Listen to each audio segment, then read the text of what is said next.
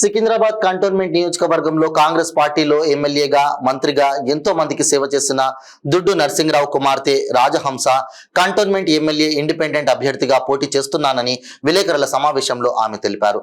ఈ కార్యక్రమంపై ఆమె మాట్లాడుతూ మా నాన్నగారు 1979 నుండి 1989 వరకు ప్రజలకు సేవ చేశారని, మా నాన్న ప్రజలకు చేసిన సేవను నేను ఆయన స్థానంలో ఉండి ప్రజా సమస్యలను పరిష్కరిస్తానని, నన్ను గుర్తించి విజిల్ గుర్తుకే ఓటు వేయాలని ఆమె కోరారు. కంటోన్మెంట్ ఏరియా నుంచి నా అభ్యర్థి ఎమ్మెల్యేగానే నిలబడ్డా. నేను ప్రజలకు ఏ ప్రాబ్లమ్స్ ఉన్నా కానీ నేను సాల్వ్ చేస్తాను. విజిల్ గుర్తున్నది 14వ నంబర్ నాది. మీరు ఓటేసి నన్ను గెలిపిస్తే మీ ఏ ప్రాబ్లమ్స్ ఉన్నా కానీ నేను సాల్వ్ చేస్తానని హామీ ఇస్తున్నాను. ఓకేనా?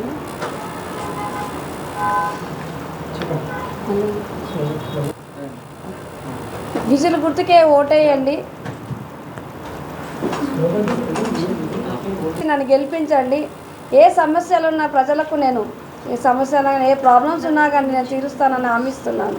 విజిల్ గుర్తుకే ఓటు, 14వ నంబర్ ఓటు, విజిల్ గుర్తుకే మన ఓటు.